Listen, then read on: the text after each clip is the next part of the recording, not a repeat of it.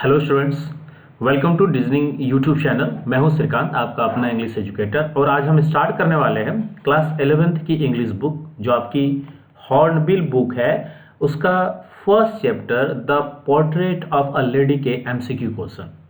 So let's begin with the MCQ of the first chapter. The first question, who is the author of the portrait of a Lady? The portrait of a Lady के author कौन है?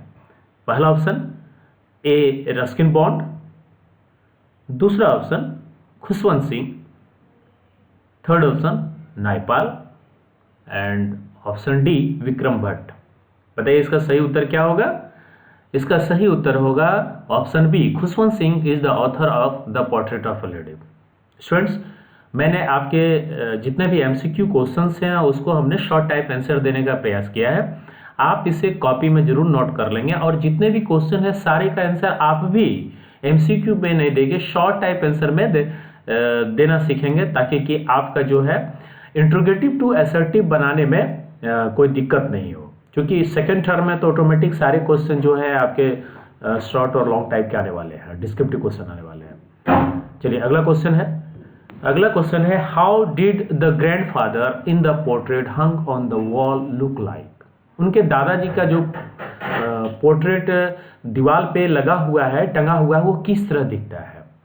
पहला option old, long white beard, worn big turban. बूढ़ा दिख रहे हैं, लंबी दाढ़ी है और बड़ा सा टर्बन पहने हुए हैं, पगड़ी पहने हुए हैं। या ओल्ड, स्किनी और रिंकली, बूढ़ा है, पूरा दुबला पतला है और झुर्रेदार है।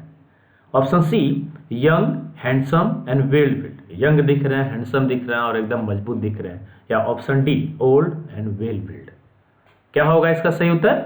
इसका सही उत्तर होगा option A, the grandfather in the portrait hung on the wall look like old, long white beard, worn big turban. अगला question, how did the grand mother look? Author के दादी माँ कैसी दिखती है? Option A, old, fat, long. Option B, long, fat, slightly bend, थोड़ी सी झुकी हुई। Option C, old, short, slightly bend और फैट। ऑप्शन डी, स्लाइटली बेंड और and fat. What will be the right answer? Right answer, the option C, the grandmother looked old, short, slightly bent and fat. Next question, when did the author's parents leave him with his grandmother? Authors के parent ने grandmother के साथ कब छोड़ दिया था? When he was a kid, जब author kid था। When he was an infant, एकदम नवजात शिशु था। Option C, when he became a teenager, जब वो टीनेजर था। या option D, when he failed and become a teenager, जब वो फेल हो गया और वो टीनेजर बना। तो what will be the answer? The right answer is option A, the author's parents left him with his grandmother when he was a kid. जब वो छोटा बच्चा था उसी समय उसकी माँ जो है ऑथर को दादी अम्मा के पास छोड़ के वो शहर चले थे।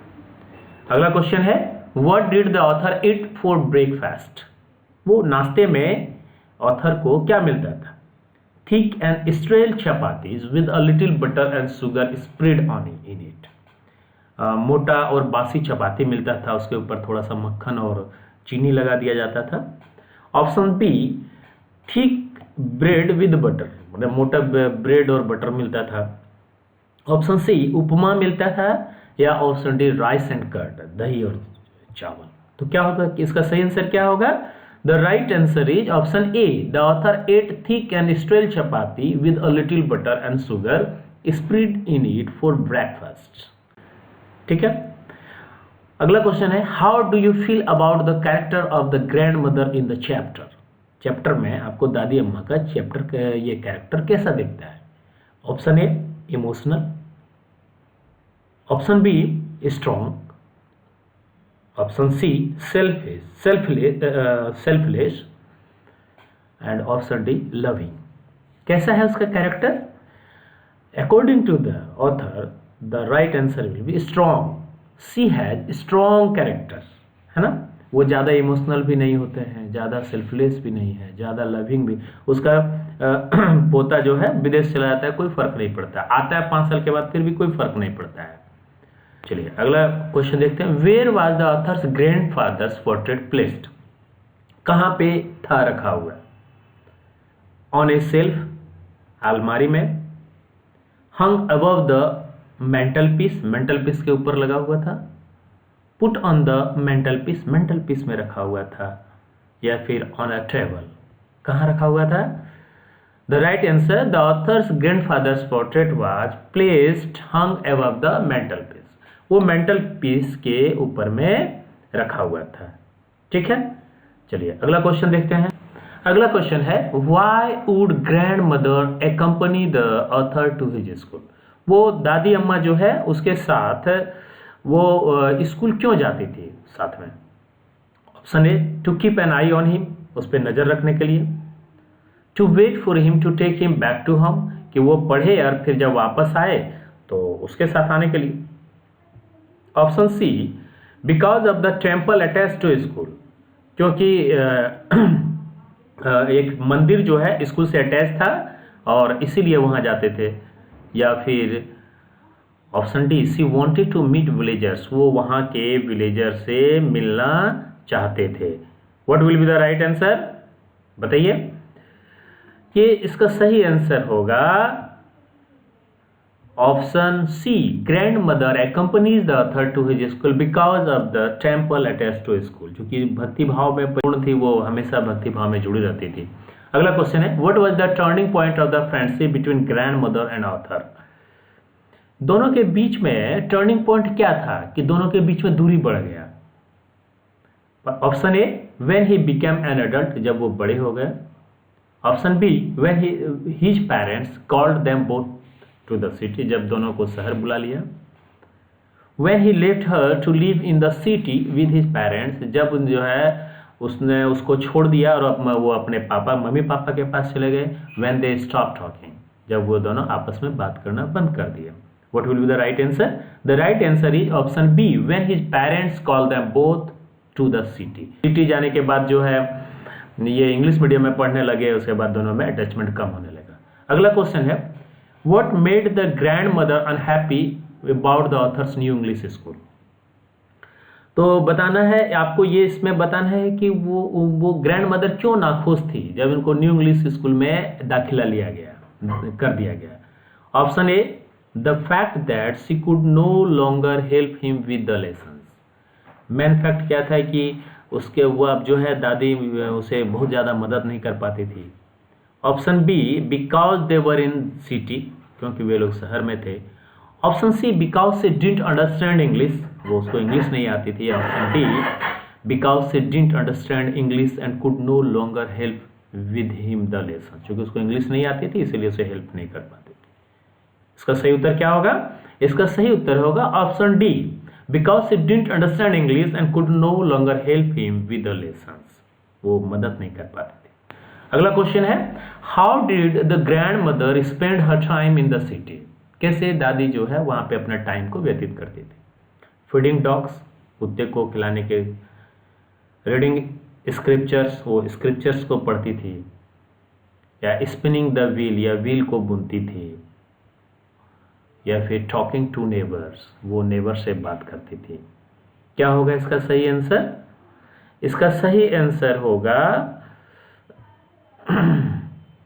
Option C, the grand mother spend her time in the city spinning the wheel, वो जो क्या करती थी, वो व्हील को स्पिन करते रहती थी।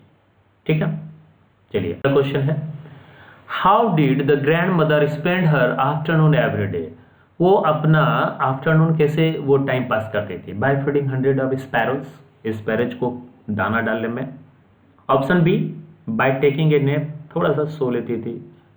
या option C, by taking to author's mother, उसकी मम्मी से बात करते हुए, या by going to temple. What will be the right answer? The right answer is option A, by feeding 100 of sparrows. वो आफ्टरनून को बहुत सारे स्पैरोज आते थे, सबको वो दाना डालती थी। ठीक है, अगला क्वेश्चन है, what happened when the author moved abroad to study for 5 years? ये विदेश जब 5 साल के लिए चले गए पढ़ने के लिए तो फिर क्या हुआ? Grand mother bid good bye silently kissing his forehead. जब वो जा रही थी तो ग्रैंड मदर ने उसे गुड बाय किया, उसके फोरहेड पे किस किया। Option B, no one come to see him, कोई उसे देखने के लिए नहीं आया। Grand mother move back to village, grand mother गांव चली गई। या option D, parents moved with him. क्या होगा इसका सही answer? The right answer is option A, grand mother bid good bye silently kissing his forehead. उसने ज्यादा कुछ नहीं किया, सिर्फ उसके फोरहेड पे किस किया, उसे good. The next question, what change came in the grandmother's evening schedule? Evening schedule में क्या चेंज आया?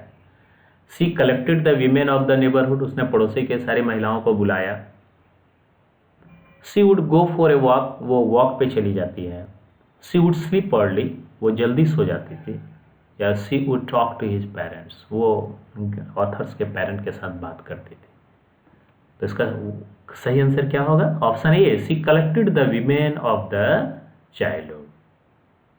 क्वेश्चन देखते हैं। अगला क्वेश्चन है, what happened when the grand mother didn't pray for the first time? क्या हुआ जब ग्रैंड मदर ने पहली बार जो है, चूंकि वो रोज वो प्रणाम करती थी और आज प्रणाम नहीं कर रही है, तो क्या हुआ उसके साथ? Option A, she fell ill the next day, वो अगले दिन बीमार पड़ गई। Option B, she made this her routine, अब वो रूटीन बना ली कि अब उसे नहीं प्रेयर करना है। Option C took a break and went to the village, अब उसने छोड़ दिया और गांव चली गई लौट के। या option D, none of the above. तो क्या होगा इसका सही आंसर? इसका सही आंसर होगा option A, she fell ill the next day, है ना, वो जो है अगले दिन बीमार पड़ गई। Next question, how did the grand mother react to her illness? Grand mother ने अपने बीमारी को कैसे रिएक्ट किया? Option A, she said her end was near, उसने कहा कि अब मेरा दिन नजदीक आ गया है मरने का। Option B, she ignored her health, उसने हेल्थ को इग्नोर किया। Option C took care of her, उसने अपना टेक केयर किया। She was admitted to the hospital, वो हॉस्पिटल उसे एडमिट कराया गया। What will be right answer? The right answer is option A, she said her end was near, है ना। अगला क्वेश्चन है, how did the grand mother die? कैसे मर गई वो? During telling beads laying on the bed, वो जो है बीड्स माला जपते हुए और बेड से गिर गई। In the hospital, option C while sleeping, सोते हुए। या option D, none of the above. तो what will be the correct answer? The correct answer is option A, during telling beads lying on the bed. वो जो है bed पर माला जपते जपते गिर वो मर गई। और अगला क्वेश्चन है, how did the sparrows express their sorrow at the death of their grand mother? वो जो स्पैरो थे वो लोग कैसे अपना दुख को व्यक्त किया? Option A, they didn't come that day, वो नहीं आया उस दिन। Option B, they came and sat silently in the बरामदा, वो आए और चुपचाप जो है बरामदा पे बैठे रहे। दे एट द ब्रीड क्रम्स, वो ब्रीड के क्रम्स को खा गया। या दे चर्प्ड अलर्ट, बहुत ज्यादा जो उन्होंने आवाज किया। What will be the correct answer? Option B is correct answer, they came and sat silently in the baramda. Next question, what happened when they took the grandmother's corpse away? क्या हुआ जब इनके शव को ले जाया गया, उसके बाद क्या हुआ? Neighbours visited them to pay condolence, वो लोग आए अपना दुख व्यक्त करने के लिए। They mourn her death in her room, वे लोग जो है उसके रूम में मॉर्न किए। Birds flee away quietly, birds जो है चुपचाप उड़ गया। या नथिंग हैपेंड, कुछ नहीं हुआ। तो what will be the right answer? Option C, birds flee away quietly, चुपचाप वो चले गए। अगला क्वेश्चन है, what was her grand mother's reaction when he came back after 5 years? क्या हुआ 5 साल के बाद जब लौटी तो उसका रिएक्शन ओवरवेल्म, बहुत ज्यादा खुश हो गई। Clasped the authors in her arms and said prayers, उन्होंने जो है अपने आर्म्स से उनको गले लगा लिया और उसने प्रेयर कहा। हैप्पी, खुश था। या option D, sentimental. What will be right answer? The correct answer is option B, she clasped the author in her arms, उन्होंने अपने आर्म्स में बाहों में लिया और उन्होंने प्रेयर किया। चलिए आज के लिए इतना ही। अगर आपको अच्छा लगा तो आप इसे सब्सक्राइब नहीं किया तो सब्सक्राइब कर लें और अपने दोस्तों के बीच शेयर करें। Thank you.